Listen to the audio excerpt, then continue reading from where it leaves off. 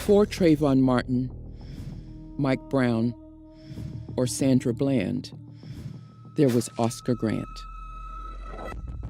The current movement against police terror and for accountability and justice can trace its first iterations to this moment, when Oscar Grant was killed by a Bay Area Rapid Transit police officer on January 1st, 2009. Captured on numerous digital devices, Oscar's death would be the first murder prosecution of an on-duty Bay Area police officer. Before that would occur, however, Oscar would be murdered in the media and in the court system. It was a triple murder. No doubt, the murders of Oscar Grant tells this story.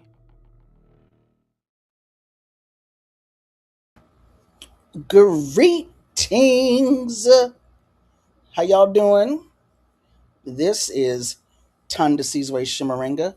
I am still in the void, coming to you on a Monday, which is usually when I had been coming to you, Monday at 5 p.m. But for Black August, I've been doing readings from Safiya Bukhari's The War Before and Sanyika Shakur's Stand Up, Struggle Forward, Sundays at 5 p.m. So I haven't done a Monday show in a while, but I'm coming to you today in honor of Safiya Bukhari. This is the date in which she made her transition back in 2003. So I'm going to do a replay of a show I did last year. Basically, it's a video from last year. And it came to my attention, a sister by the name of Monica Wayie Lee, Asian sister out here, one of the activists in the Asian community, one of our allies, had recorded it, and I didn't think anything of it. Fast forward however many years, 20 something years, and she dropped me a line and said, "Hey, Tanya, look what I found." And I was like, wow, this is priceless. I'm so glad that she documented it, and I wanted to make sure that it was documented by being broadcast to all of you. So this is a video from, I believe it was February 21st, Malcolm X's assassination date of 2004, when some folks in Los Angeles gathered together to remember Safiya Bukhari, and Yuri Kochiyama was the guest speaker. Now, I have to remind myself that we all are not at the same spot in our development. We ain't all been on the same journey. I can't assume that you all, because this is the Black Liberation Media audience, that everybody knows who not only Safiya Bukhari, but who Yuri Kochiyama is. Yuri Kochiyama was a Japanese woman, Japanese American, a survivor of the concentration camps during World War II, where her family was decimated by that experience. She born and raised in San Pedro, California, out here a few miles south of LA. Family went to New York, and she became active in her community, active in political circles. Japanese family living in Harlem. One of the people she met was Malcolm X, who, like most people, he changed her life, and they became lifelong friends. As a matter of fact, I don't know if I think it's Life magazine, the photo of Malcolm X assassinated, lying on the floor of the Audubon Ballroom in 1965. If you look closely, you'll see that there's a Japanese woman, I believe, cradling his head. That is Yuri Kochiyama. She was there on that day. Yuri Kochiyama has been a friend, an ally, a sister to Black, Puerto Rican, Indigenous / Native American liberation movements for most of her life. Passed away a few years ago in the Bay Area. One of the last times I saw Yuri was in Oakland in the early 2000s, and she was at a protest with a walker. She was still out in the streets, even though she was using a walker. Age had come upon her. She was doing it until she couldn't do it no more. One of the things that Yuri did as part of her solidarity is she would write to and visit and drum up support for political prisoners and prisoners of war. So we will always praise Yuri Kochiyama's name. We will always raise her name up. We will always be thankful for having her in our midst. And this is Yuri Kochiyama giving thanks and praise to one of her friends, Safiya Bukhari. So before I get into the video, I want to remind you all to like, share, and subscribe. Please like the video. Please share the link. Please subscribe to Black Liberation Media, or tell someone to subscribe to Black Liberation Media. You see the Patreon down at the bottom. Please join our Patreon. You can become a member on YouTube, but join the Patreon also. Please also tell folks, if they're not subscribed already to Rootwork here on YouTube, please subscribe to Rootwork. Help a sister out, all right? So, again, I want to mention on Sundays at 5 for Black August, I've been reading from Safiya Bukhari's book, The War Before, as well as Stand Up, Struggle Forward by Sanyika Shakur. And I will continue to do that, even though, technically speaking, Black August ends next week. We're going to go through those books Sundays at 5 until I finish those books. Now, one of the things I want to show you this real quick.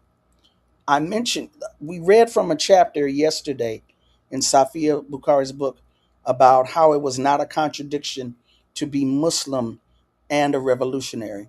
And she talked about her development and how she became a Muslim and studied under a brother by the name of Imam Rasul Suleiman at Green Haven Prison in New York State. And I told people somewhere out there in the world is a photograph of Safiya and Yuri with their heads covered. Yuri also became a Muslim. She also took Shahada from Imam Suleiman at Green Haven Prison. So when I went out looking for, because I couldn't find the original graphic I had for the show last year, did a little Google search. And what did I find? I found the photograph that I had been talking about. Yuri Kochiyama on the right, in the middle, Imam Rasul Suleiman, and on the left is Safiya Bukhari. This is from the UCLA Asian American Studies Center, which put out helped produce one of Yuri's memoirs called Passing It On. She has a memoir and a biography by Diane Fugino, who teaches at UC Santa Barbara. So here, I believe, well, I'm not sure if Yuri's archives or her papers are at UCLA, but she did a lot of work with the UCLA Asian American Studies Center. So as we see here, this is Yuri Kochiyama, Safiya Bukhari, and Imam Rasul Suleiman. Description: Safiya Bukhari on the left, was one of the political prisoners who Yuri supported. In the early 1970s, Yuri became Sunni Muslim and studied and worshipped with Imam Rasul Suleiman in the center at the Sankore Mosque in Green Haven Prison in New York. Now I'm going to read that part again. In the early 1970s, Yuri became Sunni Muslim and studied and worshipped with Imam Rasul Suleiman at the Sankore Mosque in Green Haven Prison in New York. Two things. Green Haven Prison is a men's prison. That's one. Number two, Yuri Kochiyama was not in prison in New York or in Green Haven Prison. She went to the prison along with Safiya Bukhari. They visited prisoners, political prisoners, and they partook of the study group. Yuri could have gone anywhere. You telling me there's no other place? There was no mosque closer to home in Harlem? She went to this prison, studied and worshipped with Imam Rasul Suleiman, and took her Shahada. Now, why would she do that?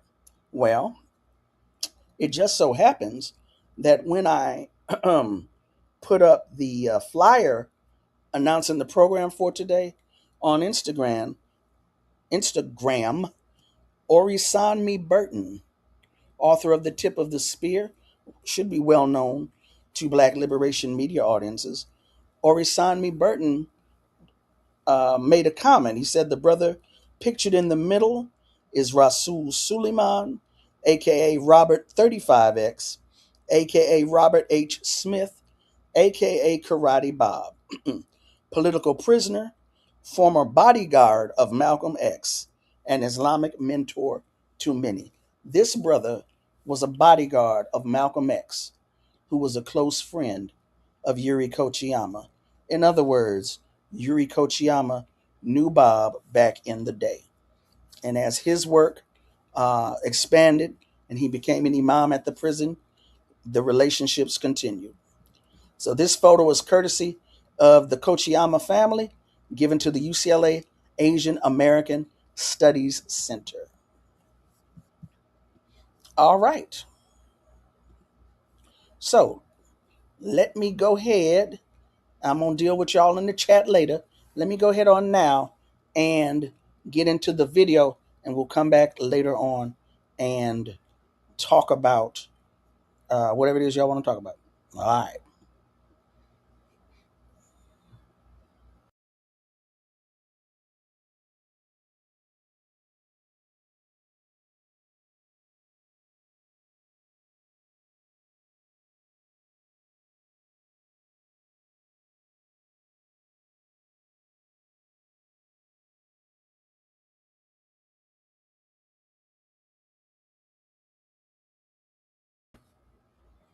Real quick. This is Safiya Asya Bukhari, member of the Black Panther Party and the Amistad Collective of the Black Liberation Army, co-founder of the Free Mumia Abu Jamal Coalition and the Jericho Amnesty Coalition, vice president of the Provisional Government of the Republic of New Africa. She became an ancestor Black August 24th, 2003.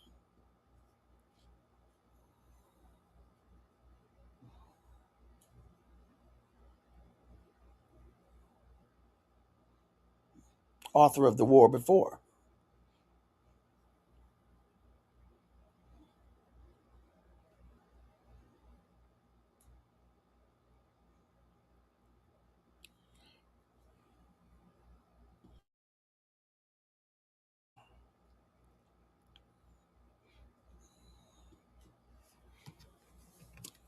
Yuri Kochiyama was an anti-imperialist revolutionary, friend and comrade of Safiya, also a friend and deeply influenced by Malcolm X, staunch ally supporter of anti-imperialist struggles, political prisoners, and prisoners of war.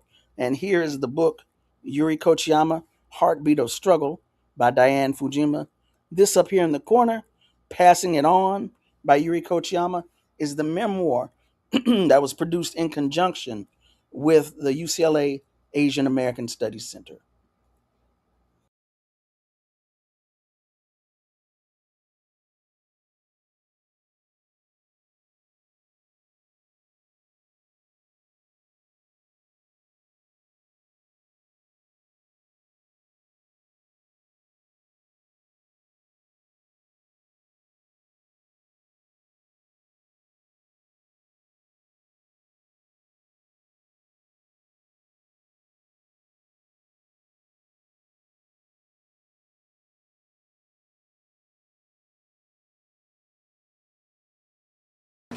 There she is. Are we going to give an introduction? No, that's not. Okay, but wait a minute.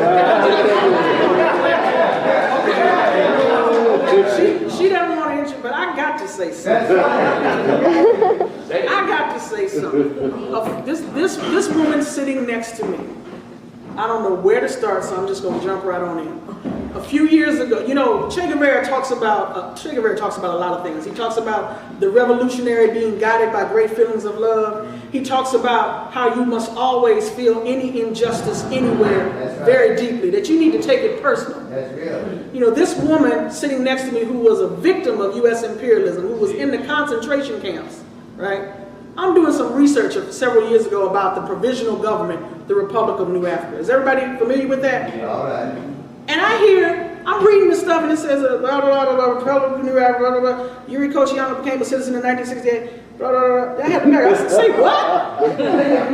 Yuri Kochiyama became a citizen of the Republic of New Africa. Puerto Rican. Yuri Kochiyama, every time I look around, I see this woman's name. Okay. So then I'm at UCLA working with NOMO several years ago. And a sister wants to do something about Malcolm X. So she does something about the assassination of Malcolm X. She goes and gets this picture of Malcolm laying on the floor of the Audubon Ballroom, February 21st, 1965. He's been assassinated. People are clamoring all around him. They got his shirt open. You know, he's looking like he's on his way out. He was on his way out. And there's this Asian woman cradling his head. And I'm like, that's Yuri Kochiyama, that's Yuri Kochiyama. They don't know what I'm talking about. They think I'm just gibbering. I'm like, you all right, Tommy? Yeah, I'm fine. That's Yuri Kochiyama, that's Yuri Kochiyama. This woman has truly taken to heart that type of maxim. This woman has lived her life in support of other people's struggles for liberation. She understands that her liberation is tying in with world humanity. We need to understand this woman, how great she is. Just as great as this woman, we have come to honor Safiya Bukhari about picking up the work. We must also honor Sister Yuri Kochiyama. So let me be the first one.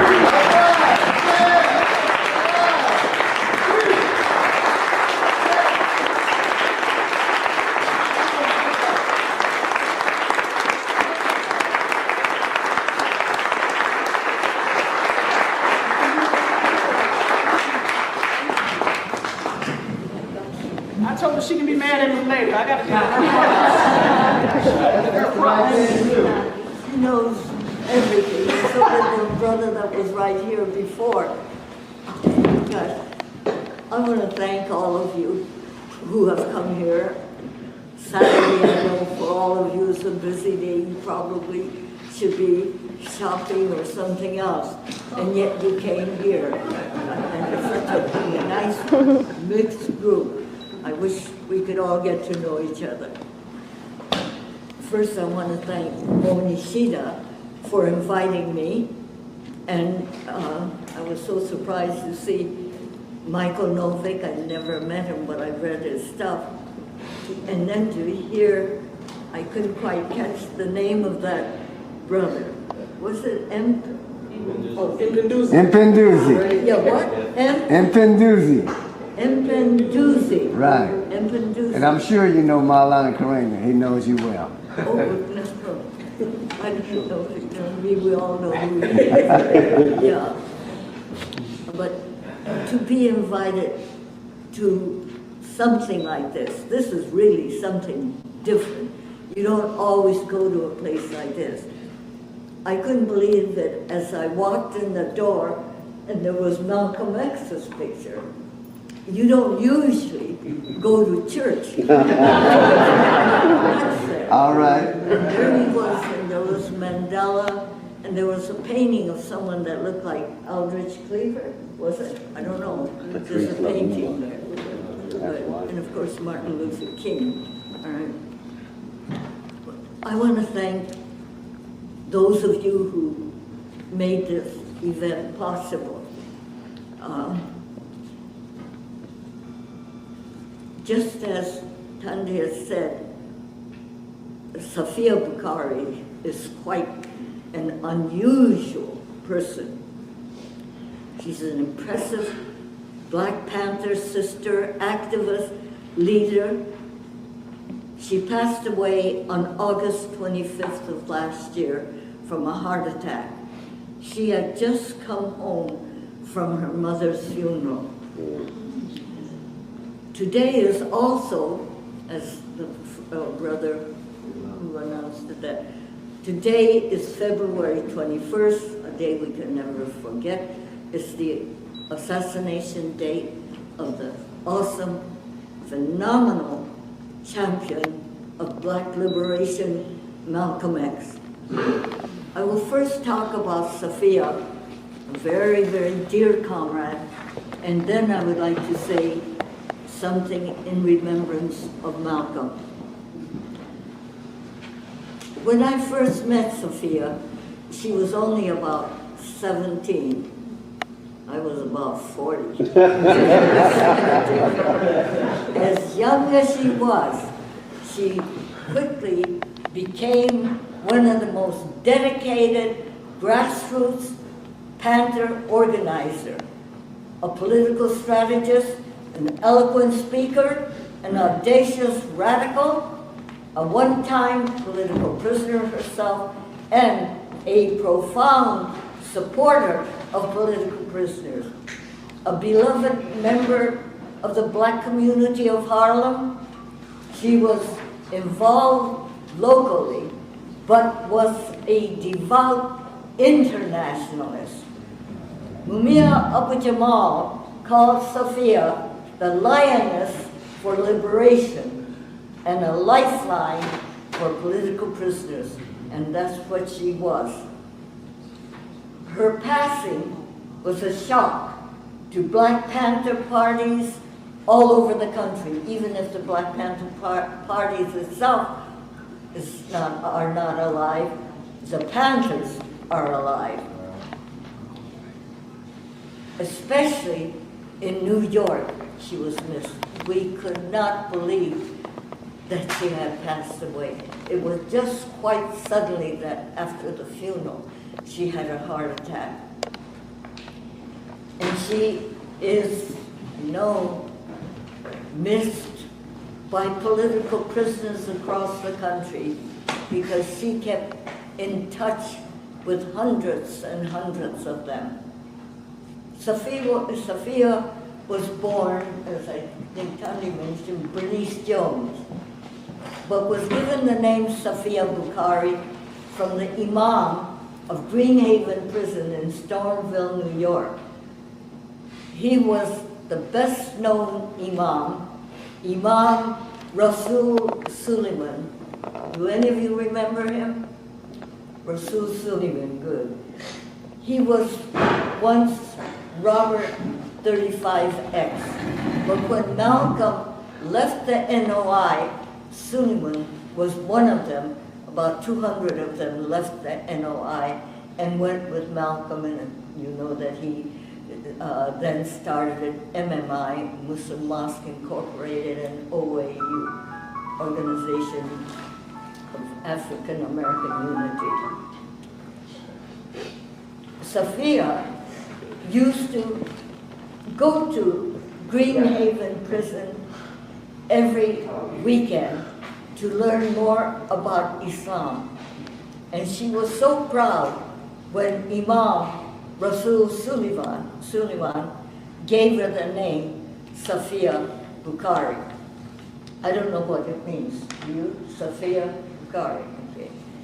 But she believed, like Malcolm, to keep your religion at home in a closet or just leave it at the mosque. For her, she felt the struggle should be up front. Safiya was a brilliant student and was offered a scholarship to one of the elite colleges in the East Coast. But when she witnessed a police beating a young black man selling Black Panther papers on the street, that changed her life. She wanted to know what kind of a group the Black Panther was. She picked up one of the newspapers that kid was beaten had, and after taking it home and reading it, the very next day, she began inquiring, where's the Black Panther office and how could she join? She went to the Harlem chapter and joined there. And what did she do? She did the usual things that all Panthers do. Sell newspapers on the street, become part of the Breakfast for Children program, read Mao's Red Book, attend PE session, political education session, visit prisons, go to all the marches, demonstrations, and meetings, and she was speaking at all of them. Safiya was a very busy young woman. It was hard to keep track of her. And somewhere along the way, I don't know, she became a mother. And she also, at some point in her life, She married one of the New Haven Three. And some of you, I hope, remember the name Ashanti Alston. I hope you remember me. It's one of the New Haven Three. Safiya's ever-changing life was never dull. Her journey through her movement's life were memorable. Perhaps her most dramatic moment was when she escaped from the Alderson Women's Prison in West Virginia. It was an excellently planned move and thus was successful. With a white female comrade, the two had quietly, for months and months, been prying and opening in their cell. Then one night, and it happened to be New Year's Eve, because she knew that all the jail guards would be drinking and partying. Well, by then they had a big enough space that they could crawl through. And so New Year's Eve, they crawled out of there, and then they climbed over 2 fences, were chased by dogs, but reached the highway where a car was waiting for them. About 6 hours later, about 5 a.m., my husband woke me up and said, "Hey, someone's knocking on the door." But I went to, and he said, "Oh, it's probably one of your friends."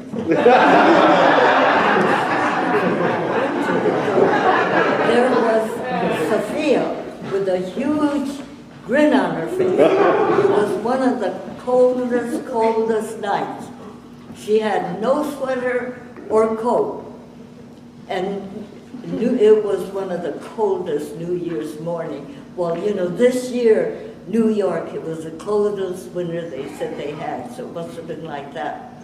So I knew she must be in a hurry somewhere. She better get out anyway. So I just passed her a coat and some food, and she was off.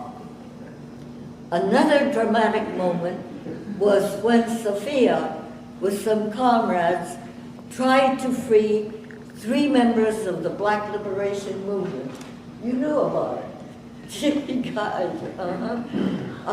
The mission was unsuccessful, but it showed what kind of warrior Safiya was. Her ideas, I don't know how she gets these ideas to how to get people out of prison, but she is amazing. I mean, she risked her life on many occasions. And of course, you know who Asada is. She is very much like Asada. But there were many other black sisters who did similar things, whose names are known, and we shouldn't be telling their stories. And though such women are few, besides the blacks, there are many Puerto Rican independentistas. So many were able to get out 2 years ago. And there were many white anti-imperialist women, and still there are those in prison. And Marilyn Buck got 80 years, but I think she's done 22. A quick movement odyssey of Safiya finds her becoming a Black Panther in the 60s. She was a teenager. I don't know if she finished college, but she was brilliant. She was a member of the National Committee to Defend Political Prisoners in the 70s, because by the 70s, most of the Panther leaders were in prison. And then she herself became a political prisoner in the 70s when she was caught. She was a Jericho organizer in the 80s, and a member, and a citizen, because you don't become a member. She was a citizen and elected official of the Provisional Government of the Republic of New Africa. I'm so surprised you know about it. So many blacks don't know. Thank you. All right, Safiya was unstoppable. her last project before she died was working to get support for Fred Hilton, now known as Kamal Siddiqui. Do any of you remember Fred Hilton? He was a Panther in the BLA. After 30 years, they busted Kamal for a police killing that happened 30 years ago. I'm sure the police had no evidence, and yet they were able to find him guilty. You know how they do it all the time. They were able to find a snitch. And so just on the evidence of a snitch, that Fred Hilton, Kamal, is in prison now. He has 1 lifetime plus 10 years. Safiya, like other New York Panthers who transitioned before her, I don't know the names of all over here in California, but the ones in New York were people like New Washington, Jaheed, Rima Kearney, Twyman Myers, and then just so many. Well, anyway, they were all awesome, fearless, and dedicated. And everyone has amazing stories that they could tell. They all left a legacy that the Panther Party can be proud of. They were part of, as she said, a part of the worldwide struggle who fought for self-determination, human rights, and basic needs for all. We will never forget Safiya Bukhari, her unpretentious demeanor, her endless devotion, her genuine camaraderie, and her excellent leadership. She was also a great admirer of Malcolm X, but I think all Panthers were. And now about Malcolm. We must remember him today. I hope that in California they are holding some kind of a memorial for him. In New York, there are so many groups doing something for Malcolm. In Harlem alone, I'm sure there'll be at least 3 memorials. Brooklyn will have its own, Queens will have its own, and the Bronx. Malcolm's demise was not unexpected. You can imagine a man like him, he was not supposed to live very long. This country would never allow a man like Malcolm to live, to survive, to touch the lives of others. He was only 39, but you know, all the black leaders died around that time. Well, Martin Luther King was 39, and the greatest African leader, Patrice Lumumba, was only 35, and he was tortured and beaten. He had everything done to him, and then was executed. Those of you, I'm sure, here have seen the film about Patrice Lumumba. It's done by a Haitian. If you haven't seen it, please go see it. You will see what he went through. But there's so much that Malcolm has gone through that people don't even know about. And a lot of times it was, I wouldn't say that they were black people, they were Negroes.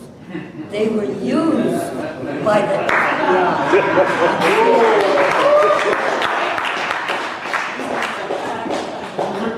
I told you she was bad.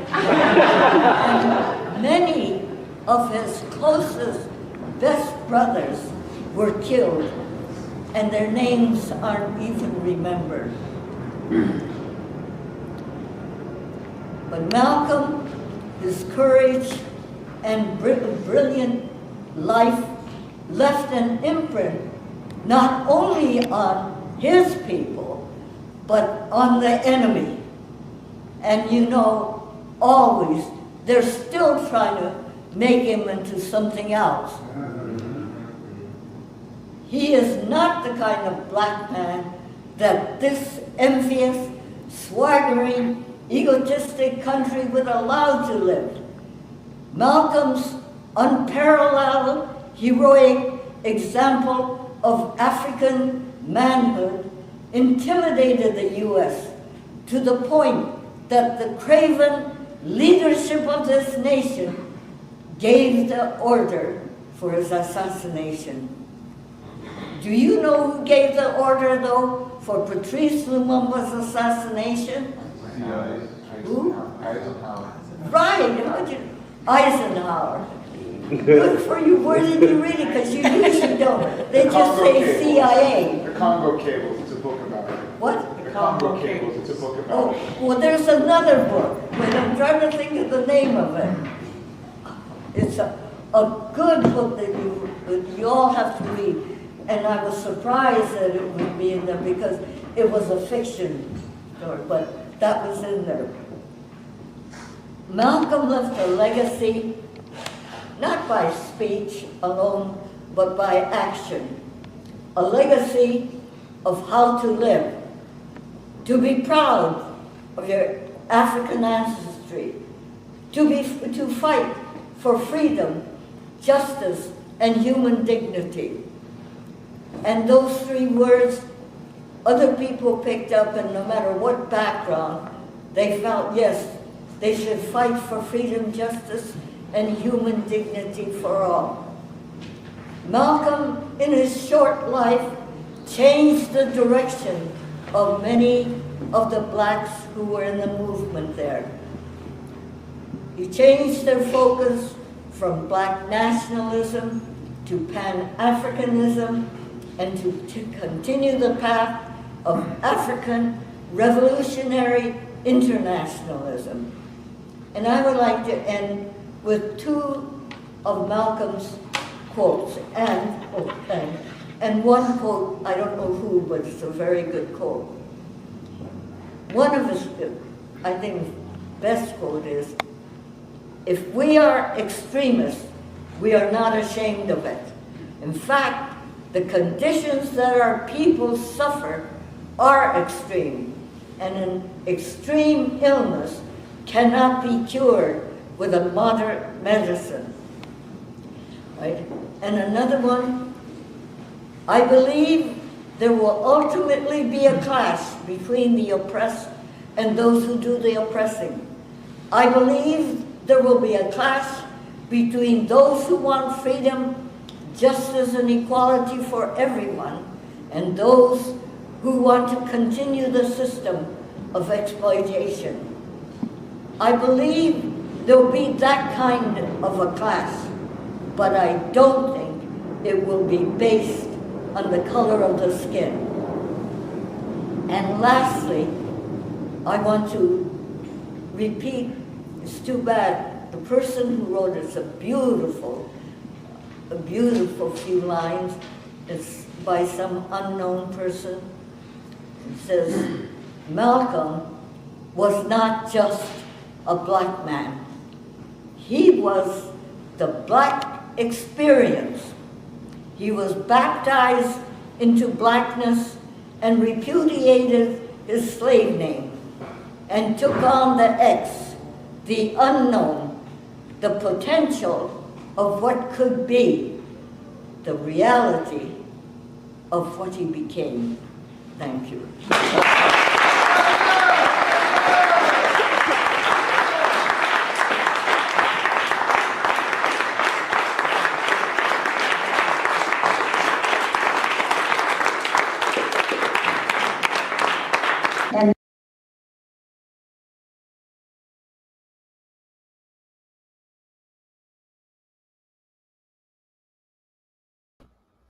So that was Yuri Kochiyama speaking February 21st, 2004, here in Los Angeles at a program in honor of Safiya Bukhari.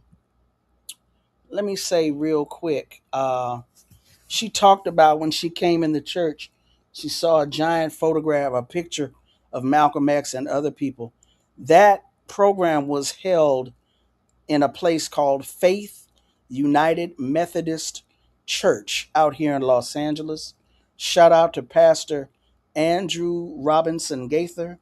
Pastor Gaither, who made his transition several years ago, was a much needed, welcoming space for a lot of us here in Los Angeles. We were able to do a lot of things, hold a lot of programs at his church. He opened the doors to us, which a lot of churches did not do not do, will not do. But that pastor, I don't know his entire history. I do know that he passed from AIDS. We believe he was closeted, so he passed from AIDS or AIDS-related disease.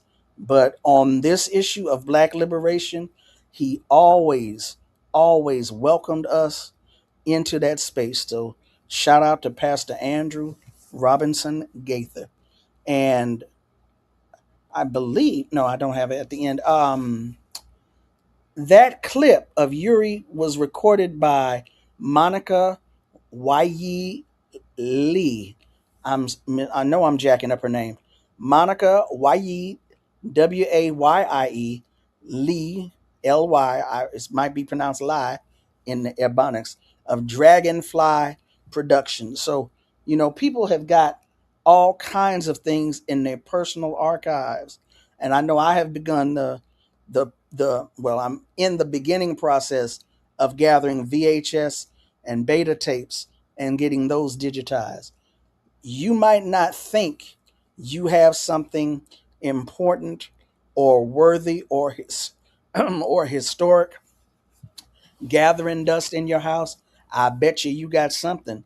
If it ain't nothing but you talking to your grandma, your nana, your mama, your mima, somebody in your family about some history. You need to find that.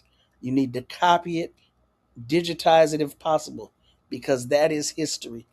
And if you don't think history is important, why are these people bending over backwards, tripping over themselves to strike the names off of monuments, to erase things and put up new plaques?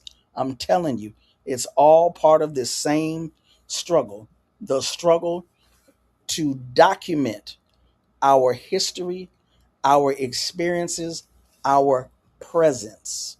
So y'all need to go through your inventories, go find out what you got, take care of it. All right. Now, let me get on over here real quick. Real quick. See how everybody doing. Thank y'all for showing up with me. I thought it was great when I found out about it. I was like, what? You got this on tape? What else you got on tape? Yeah.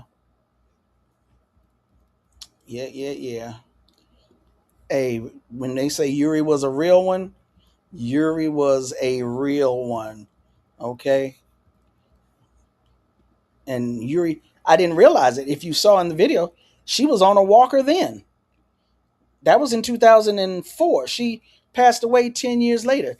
Still going out there to events if she could in her walker for as long as she could. All right. That was Yuri. She was not playing. Damn, my earrings was ringing, huh? Yes, I had the Ghana collection. Always gonna have the Ghana collection. Absolutely. Adinkra, yo. Adinkra, yo. Man, Safiya and Yuri, absolutely. Two great ones. Okay, you ain't had to go there. I was trying to get rid of that nickname. You ain't had to do that. But anyway. Yes, that was a wee of a bit younger Tandi. Wee of a bit. Just a wee. Yeah, so.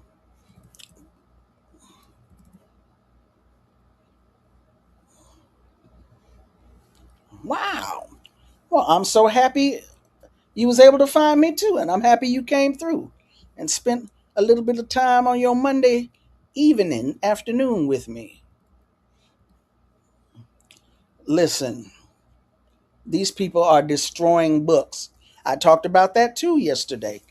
There are PDFs available online of some books, but independent authors in particular, independent publishing houses, we need your support to purchase these books and purchase them as books because these people are actively destroying our history. And in some instances, they're doing it to train artificial intelligence. And after they do that, they destroy the book, physically destroy the book after they've made copies to feed into their AI machines. It is ridiculous. So let me put this up here again. Yes, please digitize, back up, and share those videos. Like I said, I'm in the process now of getting that organized because, as every year goes on, the actual tape degrades, and at a certain point, the CD quality degrades also. DVD quality degrades. So yeah, got to make copies.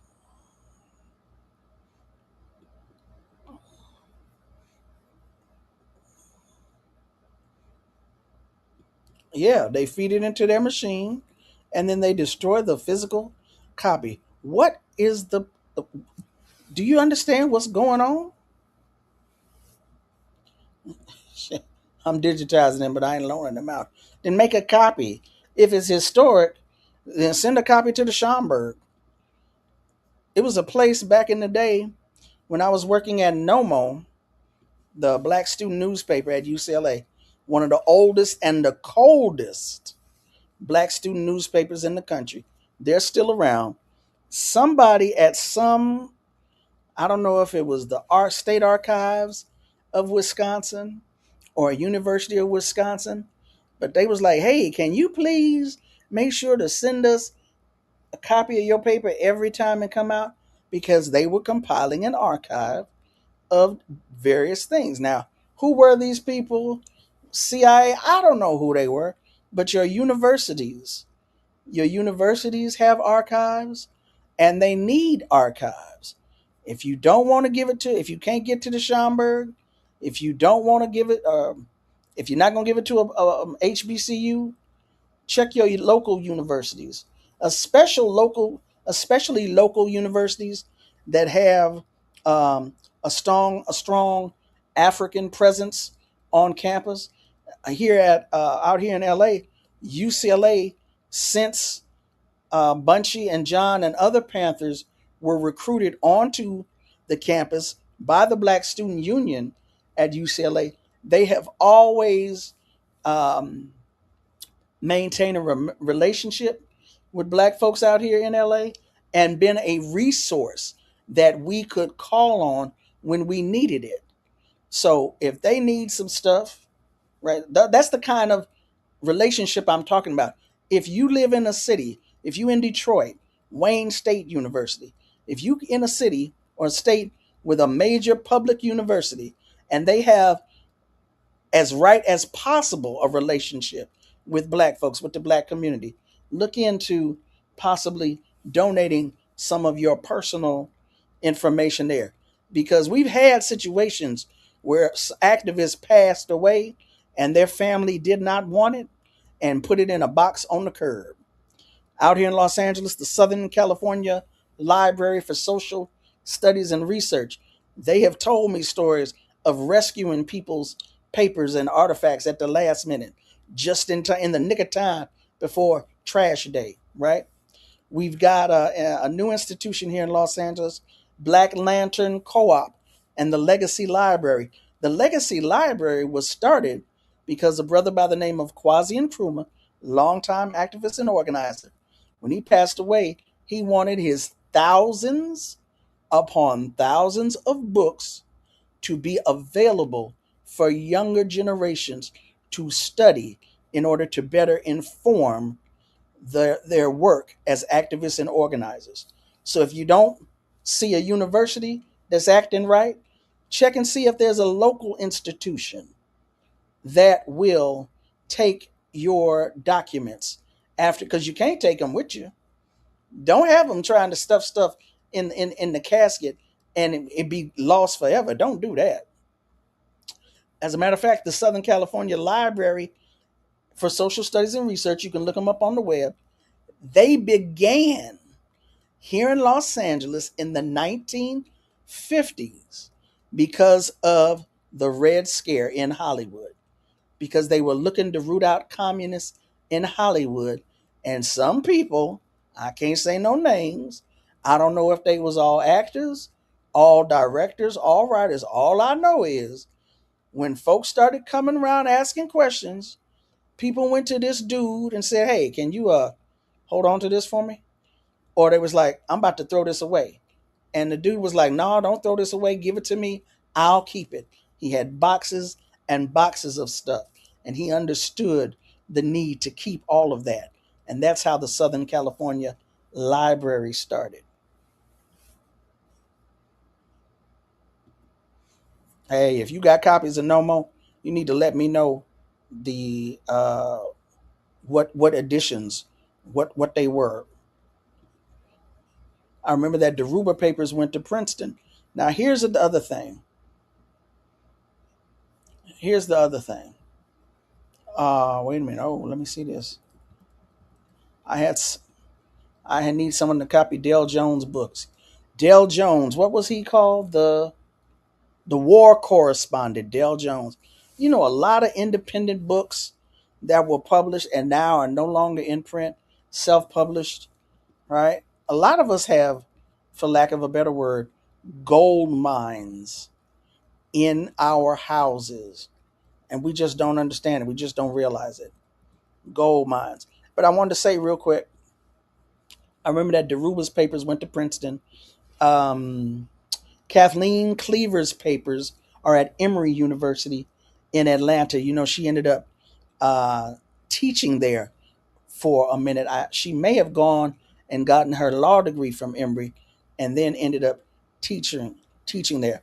But there are some institutions that will pay for archives. And you got a lot of people who have been around forever and they just holding on to stuff.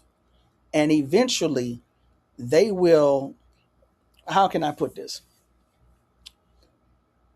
Every archive is not going to pay for your stuff. Every institution is not going to pay for your stuff. And if you are an elder in the struggle, you have given your life and you have committed, and you have fallen on hard times. You have fallen on hard times financially.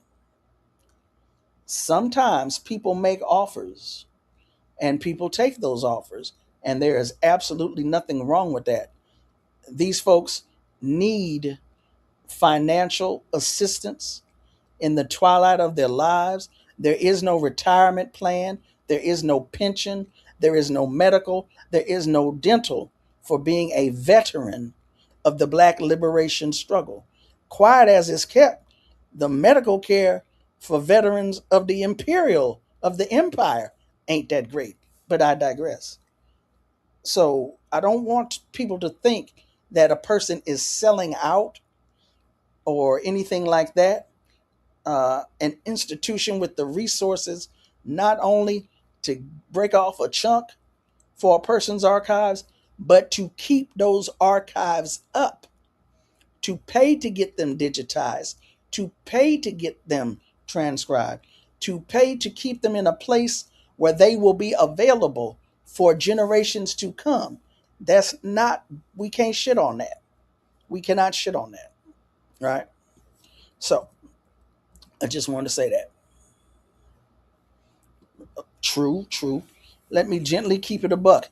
Activists and archivists should be moving like that is the hot potato in their life. So next gen has even a chance at getting the histories. Now, I don't know anything about creating an archive, maintaining an archive, but what I will say is that if you don't have a place in your community where you know that's an archive that will hold space for that type of thing, perhaps you might be the one to start it. Perhaps you've been wrestling with the thought of you don't understand why you a pack rat, why papers slips of paper and everything just seems to stick to your hands. You just can't get rid of something. Consider creating an archive. Now, I'm not going to tell you it's going to be easy because I'm sure all these folks got stories, but you might want to consider an archive, and who knows, perhaps the blessings will come in terms of community support. I don't know. I'm just saying. Where I'm just saying. I am missing the first 3 volumes of the Crossroads Journal, and I am happy to say I have all of the volumes of the Crossroads Journal. Yes, I do. Crossroads, a New African theoretical journal published out of Illinois. Yeah, they're online. And the reason they're online is because somebody had the originals. What? What? Imagine the cost to do genealogy and on our ancestors at that. Out here in Los Angeles, in West LA, Century City area, there is a humongified Mormon temple. And a friend took me over there once, and in the basement of that Mormon temple was a room that had the microfiche of the census. All the census, what's the plural of census? Censuses? Censi? It had all available, all of the census is dating back to, I guess, was it 1880, 1890? I think it was the 1870 census that burned. But at any rate, that is where you can go in Los Angeles to do some genealogical research. The Mormon church got our stuff in their basement. Just like I used to hear stories about Egyptian and African history locked up in the basement of the British Museum. Other folks have our stuff. Hello? Other people think our stuff is important. Hello? Is this thing on? Other people have our stuff. And then again, if you can't afford to buy an elder's archives or support that elder so they don't have to sell their archives, you should have nothing else to say about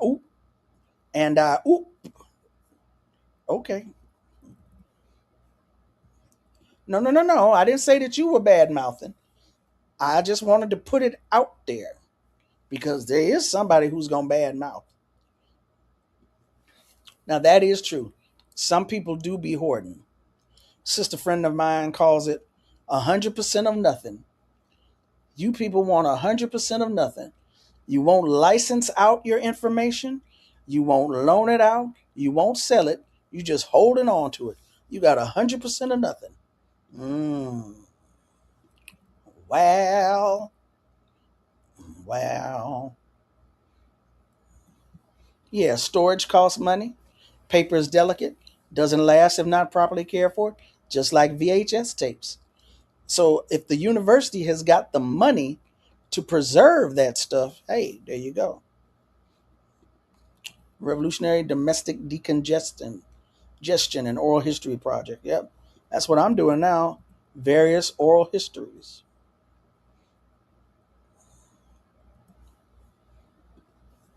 My mom does it in the cost of travel, paying for documents, then looking through sources that do not have us in them. I've been to the one in Utah with my mom, the Mormon temple in Utah, where the headquarters of Mormonism. Now, I ain't never been to the Vatican. I haven't seen a documentary which leans more towards the truth on the Vatican. I don't know. All I know is I saw the movie with what's my boy Tom Hanks, Angels and Demons and the Da Vinci Code. That's where I saw the Vatican at. I don't know if they really got that in their basement, but that's what the movie said. I don't know. But anyway. Great for elders, occupational home health, supportive of finding durable containment for valuable artifacts, for comrades and precarity. Yeah, but the time comes, as I said, when that person passes away, if they haven't specified where it should go, and if the family, because let's keep it a buck, a lot of folks' families are not interested in what the revolutionaries, the activists, and the organizers are doing. In some instances, it's not even that they're quote unquote unconscious. They might have a resentment. This is what took my daddy and my mom away. I ain't trying to be a part of that. I don't care about none of that. That was my father's life. That was my mother's life. I ain't about that. Those are the ones that be taking boxes and sitting them on the curb. So you can help an elder keep their stuff preserved, but preserved for what? It's going to have to go somewhere at a certain point.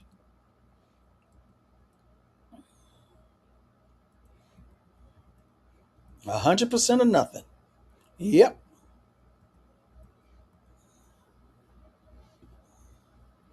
I have so much I will be inheriting regarding my family history, since my mom does genealogy, and grateful spending time in Mississippi courthouses with her to go through documents. Yeah, courthouses got our stuff too, of course.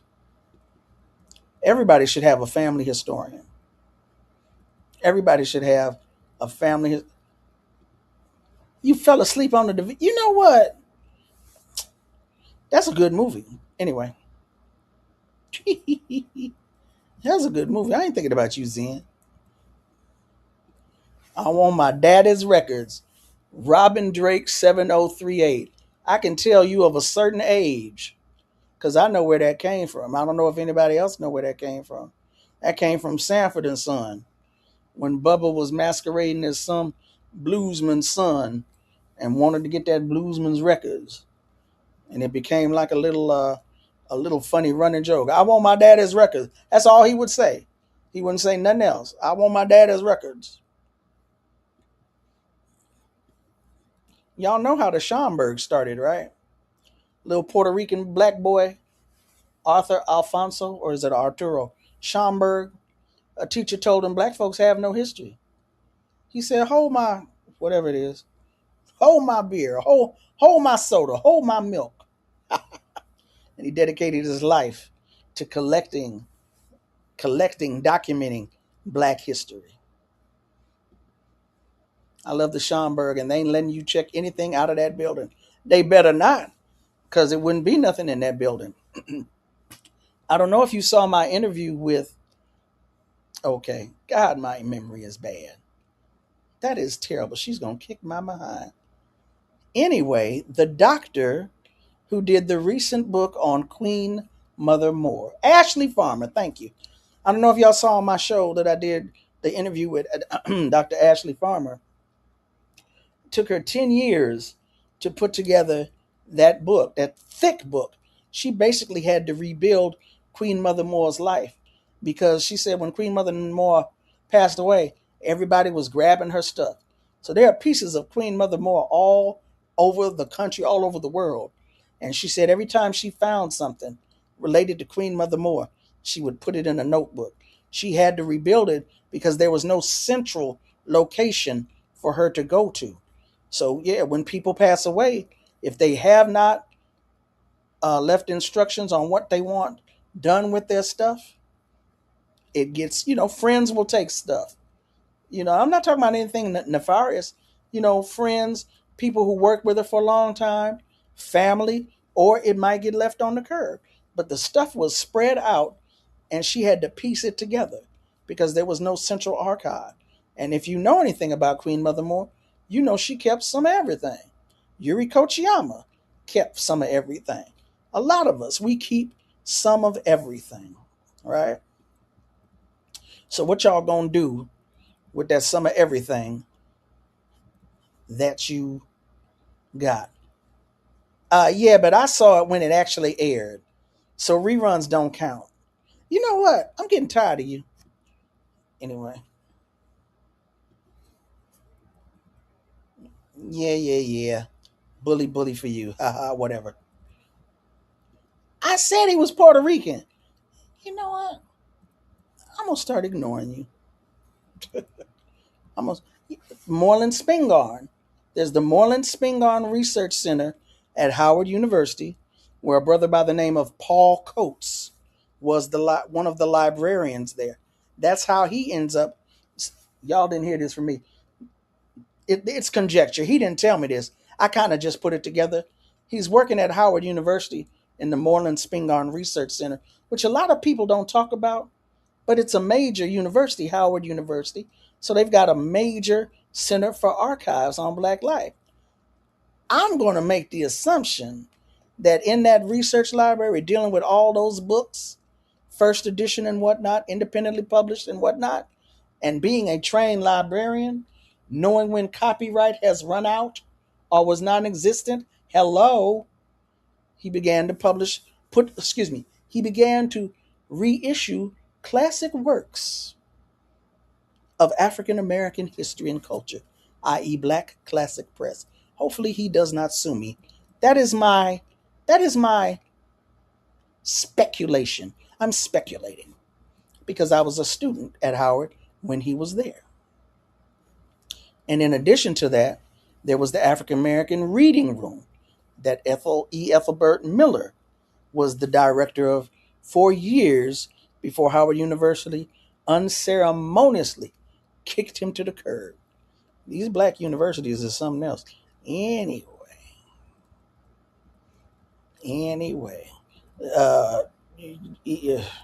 I'm looking at the chat and somebody is hogging the chat. All right, and on that note, it's 6:08 p.m. I have enjoyed this. I hope you all have enjoyed this. If you don't know enough about Yuri Kochiyama, UCLA Asian American Studies Center has some of her works, preferably, hopefully, online. Again, on Sundays at 5, I'm reading from Safiya Bukhari's book, The War Before, as well as Sanyika Shakur's Stand Up, Struggle Forward. Somewhere in this house, or maybe in my garage, I hope I didn't. Anyway, somewhere around here, I've got letters that Sanyika wrote me. I should consider publishing a book of those. But in order to do that, I got to find them first. That's another struggle for another day. All right, y'all. I'm going to get on out of here. Thank you again for hanging out with me on this Monday afternoon, evening. Like the show. Subscribe to Rootwork. Subscribe to Black Liberation Media.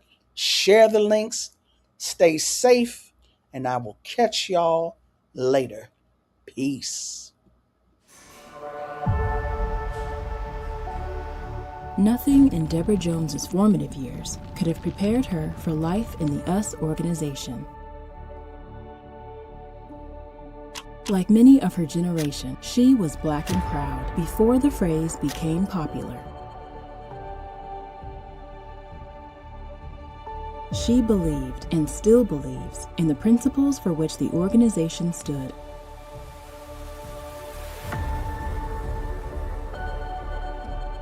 But her life took a horrific turn on Mother's Day 1970, leaving her in trauma and in silence. In this never-before-told account, Deborah Jones's inspiring story is told. What We Stood For, The Story of a Revolutionary Black Woman, by Deborah Jones and Thandisizwe Shimaringa, is the compelling and harrowing memoir of one woman's experiences in a leading Black power organization.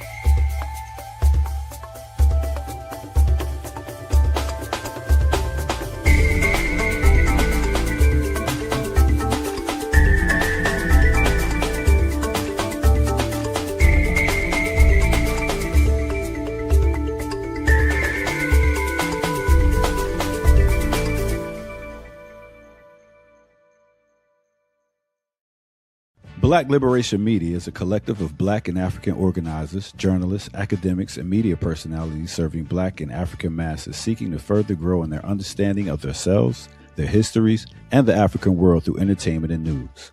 Please continue to like, subscribe, and donate to the channel so we can further serve you and liberate our people.